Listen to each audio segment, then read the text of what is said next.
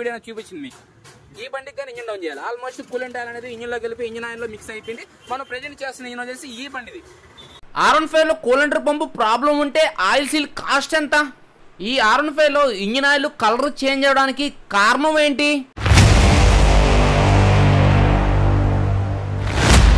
అసలు ఇంత ఆయిల్ అనేది ఎందుకు వచ్చింది బండిలోకి? ఓకే భయ్య, మనం కూలెంటర్ పంపు ఓపెన్ చేసే ముందర అసలు కూలెంటర్ పంపు ఆయిల్ సీల్ కాస్ట్ అయితే చూడండి 1340 రూపాయలు అయితే కాస్ట్ అయితే పెరగదు. ఇది పార్ట్ నెంబర్. ఆయిల్ సీల్ అనేది మరీ టూ మచ్ రేట్ భయ్య. సరే, ఆయిల్ సీల్ అనేది తర్వాత ఓపెన్ చేద్దాం. ముందు పంపు ఓపెన్ చేసి దీని లోపల మనకి పోతే బేరింగ్ అండ్ ఆయిల్ సీల్ రెండు అయితే పోతాయి. మనం అయితే ప్రెజెంట్ అయితే కూలెంటర్ పంప్ అయితే ఓపెన్ చేద్దాం. దీనికి సంబంధించిన ఈ బ్యాక్ సైడ్ కనబడుతున్నాయి కదా, ఈ బోల్ట్స్ అన్ని అయితే ఓపెన్ చేయండి. ఈ ఓపెన్ చేసిన తర్వాత ఈ బ్యాక్ సైడ్ ఉన్న ఈ రెండు బోల్డ్ కానీ ఓపెన్ చేయండి. ఎందుకంటే మనకి మీకు ఇది ఓపెన్ చేయండి, తర్వాత చెప్తాను. లేదనుకుంటే ముందు చూడండి. ఇక్కడైతే ఓపెన్ చేసేయండి దీన్ని. ఓకేనా? ఓపెన్ చేసిన చూడండి, మనకి మిక్సీలో వస్తుంది కదా, ఆ విధంగా ఉంటుంది. మనకి కూలెంట్ ఆయిల్ అనేది ఇక్కడ నుంచి వస్తుంది కదా, ఇది ఇలా వచ్చి ఇలా, ఓకేనా, ఇంజిన్ లోకి అవుట్పుట్. అదే విధంగా ఇంజిన్ ఆయిల్ కానీ దీని లోపలికి వస్తుంది, మళ్ళీ ఇంజిన్ ఆయిల్ కానీ వెళ్ళిపోతుంది. ఇక్కడంతా ఆయిల్ వస్తుంది, ఒకళ్ళు కనబడుతుంది ఆయిల్ వస్తుంది. ఎప్పుడైతే మనకి దీని లోపల ఆయిల్ సీల్ అనేది డ్యామేజ్ జరగద్దో, డ్యామేజ్ జరిగినప్పుడు ఇటు పక్కకి కూలెంట్ ఆయిల్ వచ్చేస్తుంది. ఇందాక మీకు చూపించాం కదా, ఏది కూలెంట్ ఆయిల్ అనేది ఇలా వచ్చిందని చెప్పేసి ఈ బండి వీడియో చూపించింది మీకు. ఈ బండికి కానీ ఇంజిన్ డౌన్ చేయాలి. ఆల్మోస్ట్ కూలెంట్ ఆయిల్ అనేది ఇంజిన్ లో కలిపి ఇంజిన్ ఆయిల్ లో మిక్స్ అయిపోయింది. మనం ప్రెజెంట్ చేస్తున్న ఇంజిన్ వచ్చేసి ఈ బండిది. దీనికి ఇప్పుడు కూలెంట్ అనేది అంటే ఇంజిన్ చేస్తే డెఫినెట్గా నేను ఓపెన్ చేస్తాం, లోపల పరిస్థితి అని చెక్ చేస్తాం. ఎందుకంటే మళ్ళీ కూలెంట్ ఆయిల్ అనేది ఇంజిన్ ఆయిల్ కలిసిపోద్దని చెప్పేసి మళ్ళీ ప్రాబ్లం క్రియేట్ అవుతుందని చెప్పేసి కంపల్సరీగా చెక్ చేయాలి. ఆల్మోస్ట్ కలర్ కానీ చేంజ్ అయింది కాబట్టి నేను ఆయిల్ సీల్ కానీ తెచ్చుకునేస్తాను. సరే, ఆయిల్ సీల్ దీనికి యూజ్ కాకపోయినా సరే నేను దీనికైతే యూజ్ చేస్తాను. ఎందుకంటే ఆయిల్ సీల్ పోయింది, ఆయిల్ కలర్ కానీ చేంజ్ అయిపోయింది. దీనికి కానీ ఇంజిన్ ఓపెన్ చేయాలి కాబట్టి దీనికన్నా వేసుకుంటాను. ఓకేనా? ఇప్పుడు ఈ బండి ఇంజిన్ అయితే మనం చూద్దాం. ఇప్పుడు చూడండి, మనం దీనైతే ఇప్పుడు ఇది బయట రావాలంటే ఏం చేయాలంటే మనం దీన్ని ఈ రెండు బోల్ట్స్ అయితే ఓపెన్ చేయాలి. దీనికి ఒక ప్యాకింగ్ వస్తే జాగ్రత్త, ప్యాకింగ్ అనేది మళ్ళీ సపరేట్ దొరకడానికి కష్టం అయిపోతుంది. బీ కేర్ఫుల్ గా. అందుకే ఇందాక ఈ బోల్ట్ లూజ్ చేసుకోమని చెప్పింది. ఇప్పుడు లూజ్ చేయడం వల్ల అంటే చేయి తగిలినా సరే డ్యామేజ్ అవుద్ది. అందుకంటే కొద్దిగా జాగ్రత్తగా బోల్ట్ అయితే టోటల్గా ఓపెన్ చేసేయండి. బోల్ట్ అయితే ఓపెన్ చేసాం. ఈ ప్లేట్ అనేది కొద్దిగా ఇలా కింద కనుకోండి. ఓకే, ఇప్పుడు ఇది బేరింగ్. ఓకేనా? ఆయిల్లో ఉన్నంత వరకు ఏం కాదు, కానీ ఎప్పుడైతే వాటర్ దీంట్లోకి వస్తుందో బేరింగ్ డ్యామేజ్ అవుద్ది. ఇప్పుడు దీన్ని ఏం చేస్తారంటే ఇలా, ఓకే, చూడండి, ఆయిల్ సీల్ అనేది డ్యామేజ్ అయిపోయింది.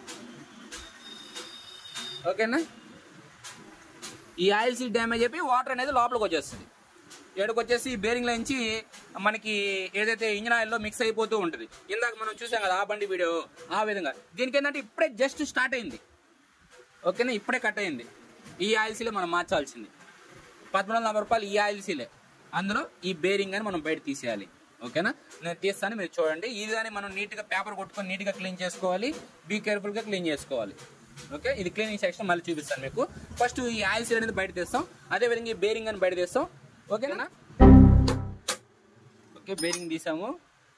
ఇది బేరింగ్. ఓకేనా? మనం బేరింగ్ అని క్లీన్ చేసుకోవాలి. చూడండి, స్టక్ అయిపోయింది, తిరగడం లేదు. ఓకేనా? తిరగడం లేదు. మనం బేరింగ్ అని క్లీన్ చేసుకోవాలి. డ్యామేజ్ ఏంటంటే కంపల్సరీ కొత్త వేసుకోవాలి.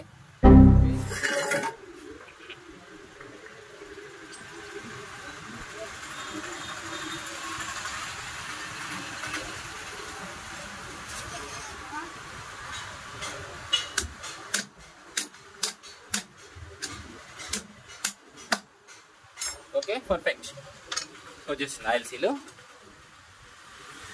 ఇది ఆయిల్ సీల్. ఓకేనా? ఇప్పుడు ఆయిల్ సీల్ అయితే మనం తీసేసాం. ఇప్పుడు ఏం చేయాలి? నీట్ గా అయితే వాష్ చేస్తాను. వాష్ చేసి తర్వాత ఫిట్టింగ్ లో మీతో కలుసుకుంటాను భయ్య. ఎందుకంటే బేరింగ్ క్లీన్ చేసుకోవాలి, బేరింగ్ అనేది ఎలా ఉంది కండిషన్ చెక్ చేసుకోవాలి. బేరింగ్ అని పోయిందంటే మనం తెచ్చుకోవాలి. ఆయిల్ సీల్ అయితే మనం తెచ్చేస్తున్నాం. నేను అయితే టోటల్ క్లీన్ చేస్తాను.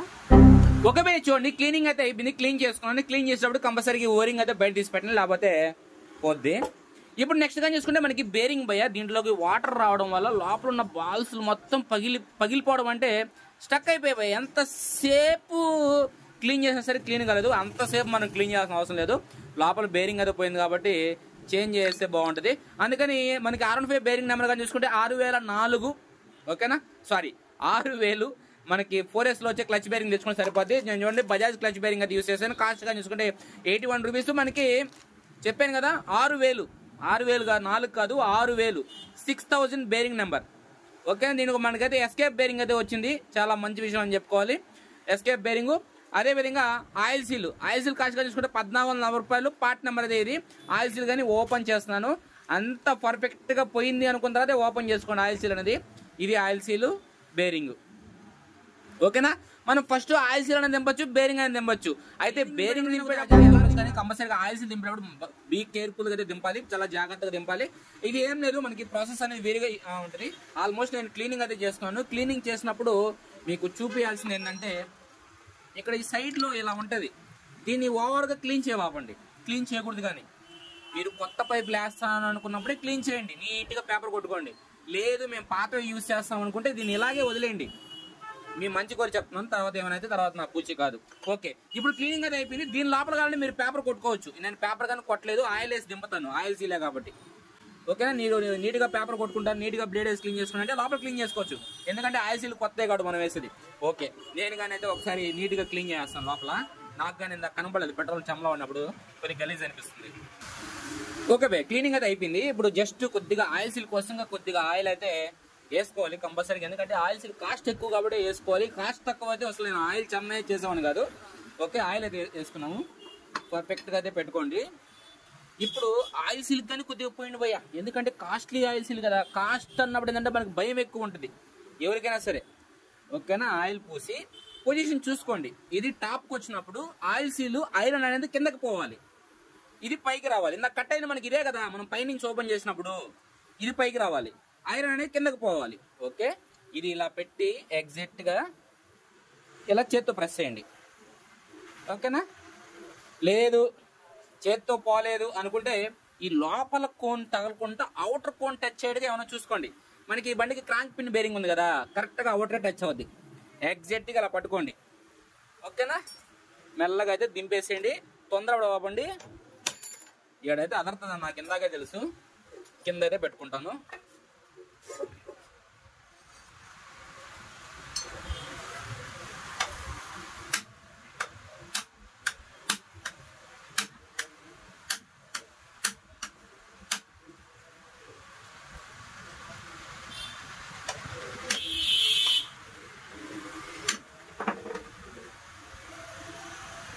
ఓకేనా, పర్ఫెక్ట్ గా అయితే వెళ్ళిపోయింది. ఓకే, నెక్స్ట్ ఇంకేం చేయాలి, మనం తెచ్చుకున్న 6000 బేరింగ్ అనేది పైన నుంచి అయితే దింపేసేయండి. దీనికి గ్రీస్ ఆయిల్ వేసుకోండి భయ్యా, మీ ఇష్టం కదా. వద్దానా ఎట్ నేను వేస్తానంటే. ఓకే, దీన్ని కానీ పర్ఫెక్ట్ గా చేతిలో పట్టుకొని దింపేసేయండి. దీని బేరింగ్ అయితే దిగిపోగానే మనకి సౌండ్ అయితే చేంజ్ అయిపోద్ది. ఇప్పుడు మీరేం చేస్తారంటే దీనికి గ్రీస్ అయినా ఆయిల్ అయినా